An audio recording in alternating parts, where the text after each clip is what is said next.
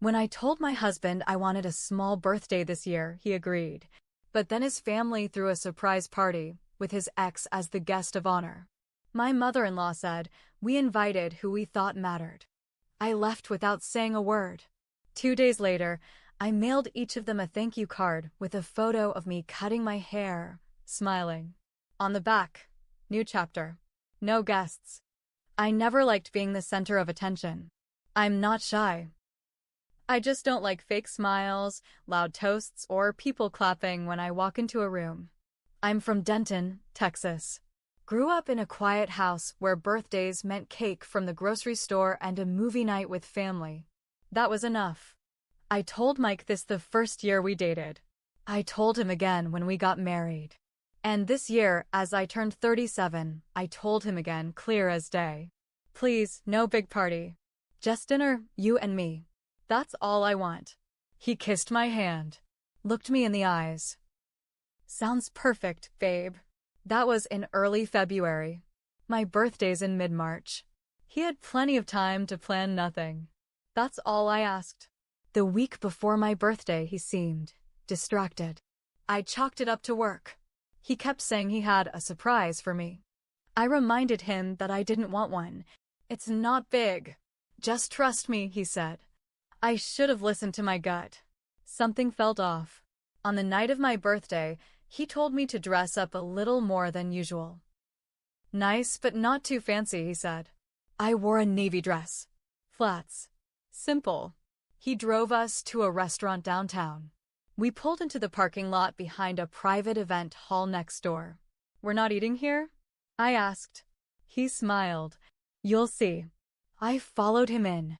The second the doors opened, I was hit with it, balloons, loud music, people shouting, surprise. I just stood there. I didn't move. I didn't smile. I scanned the room. His entire family was there. His mom, Evelyn, his sisters, cousins I barely knew. Some people from his work. A few people I hadn't seen since our wedding. And right there in the middle, his ex Amanda. She was standing next to his mom, laughing, holding a glass of champagne. I looked at Mike. He was grinning, clapping, like he'd just given me the best gift ever. I felt my throat close up. I turned to him and whispered, "Why is she here?" He leaned in like it was no big deal. Mom invited her. They still talk sometimes. I stepped back. His mom walked over, arms open, and said, "We invited who we thought mattered." That's when I knew this wasn't for me. This wasn't about me. This was their party, their little show. And I wasn't the guest of honor. I was the excuse. I didn't make a scene. I didn't cry. I didn't throw a drink or scream or slam the door. I just turned around and walked out. Nobody followed me. 2 days later, I went to CVS and printed 15 thank you cards.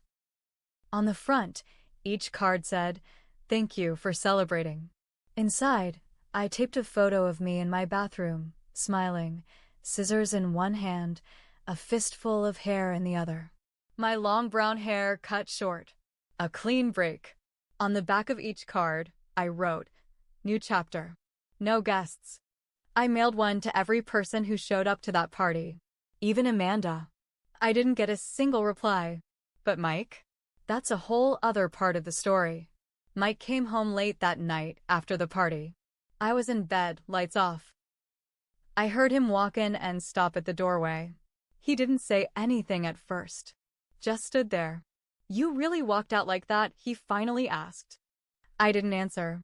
He turned on the light. "You embarrassed me. My family. That was for you." I sat up. "No, Mike. That was for you. And your mother. And Amanda, apparently." He rubbed his face like I was the one being unreasonable. I didn't even know she'd be there until that night. That made it worse. "So your mom planned the whole thing?" "She just helped." "So you let her run the show?" Again. He started raising his voice, which he rarely did. "You always do this. You always think the worst of her. She invited your ex to my birthday. She's family to them.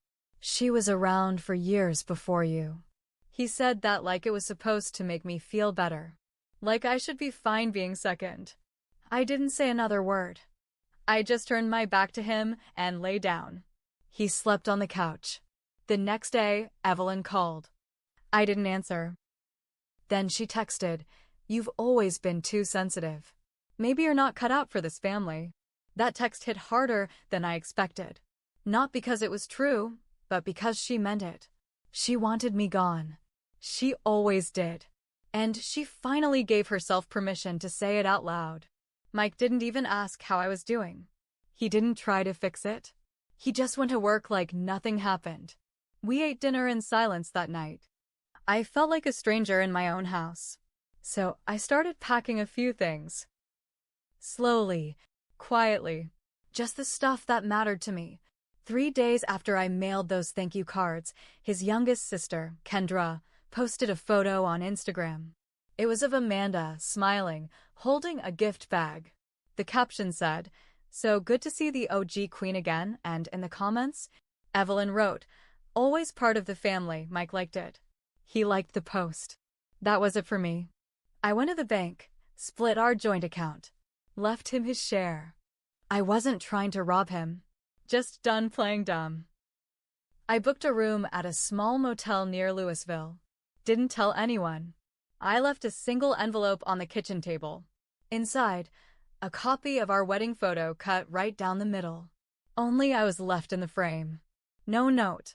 3 days passed. I stayed quiet. I didn't post online. I didn't call my parents. I just stayed in that motel room, going to work like normal, watching things fall apart from a distance. On the 4th day, I got a message from an unknown number. It was Amanda. Didn't mean to cause drama. Just showed up to support Mike's mom. "Hope you're okay." I didn't reply. I just stared at it. Support? What was she supporting? My erasure? Then I saw something else. A friend from town sent me a screenshot from Facebook. Evelyn had posted one of the party photos, me in the background, stiff as stone, while Amanda smiled with her arm around Mike's shoulder. The caption? "Family is who shows up." I could feel something inside me snap, not loud or violent. Just a quiet break, like thread pulled too tight. I called a divorce lawyer the next morning. Not because of Amanda. Not even because of Evelyn. But because Mike never said sorry. Not once. Not even a "I should have done better." And because I finally saw it for what it was, I was married to someone who didn't see me. Not really. But here's the twist. 2 weeks after I left, I found out Evelyn had stage 2 cancer. She'd kept it quiet, only told family. Amanda knew. Of course she did. That's why she was around again. That's why everyone was rallying. The party wasn't really for me. It was a distraction for them. A guilt-covering mask. When Mike finally called me, his voice cracked. First time I heard real emotion in weeks. "She's sick," he said. "That's why you still didn't tell me," I said. "You didn't think I was part of the family enough to know?" He went silent. I added, "And now you want me to care?" He didn't beg. He didn't defend. He just said, "I miss you." I hung up. A few days after that call, I drove back to the house, not to see Mike. I just wanted my things. I knocked once before walking in.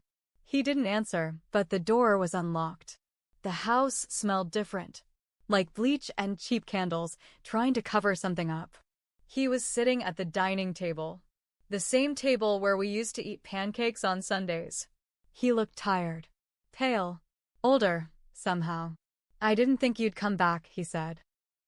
"I'm just here for my stuff," I said. "You can keep the rest." He didn't stop me. Just watched as I packed up books, a few framed photos, my grandmother's quilt. Then he said something I didn't expect. "She's moving in." I turned around. "Amanda?" He nodded, not even ashamed. "She's helping with Mom. Staying here." So that was it. They didn't just replace me at a party. They were replacing me, period. I didn't say anything, just kept packing. But something about the silence must have gotten to him, because suddenly he blurted, "You left. You walked out. You sent those cards like you were some kind of hero. I stopped. I left, I said slowly, because your family made it clear I was never wanted. And you made it clear you were okay with that. He stood up. You could have tried. I laughed, short, bitter. I did. For 7 years. He didn't respond. Just sat down again, hands in his lap like a scolded child. As I walked to the door, I left one last envelope on the table. He stared at it but didn't open it. He did later. Inside was a single sheet of paper. One sentence. This chapter doesn't need a rewrite. It needs a new author. And taped to it? A copy of Amanda's old DUI record I'd found online. Stamped with the date, 2 weeks before the party. Filed in Denton County. Public info. All I had to do was look. The next day, I mailed a copy of that record to Evelyn. Anonymous return address. I knew what kind of person she was. Knew she'd go cold the second Amanda became an inconvenience. By the end of the week, Amanda was gone from the house. Mike called. I didn't answer. He tried to get me to talk again. Emails, voicemails, even a handwritten letter left at my office. Nothing cruel. Just sad. He said he was sorry. Said he understood now.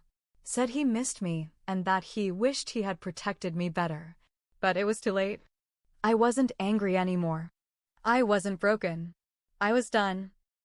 The last time I saw any of them was at the gas station off I-35. Evelyn was getting coffee.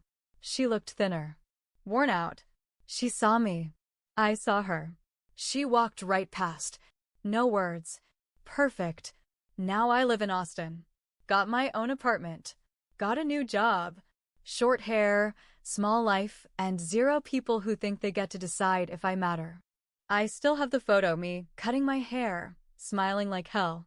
Every time I look at it, I remember. New chapter. No guests. And this time, the story's mine.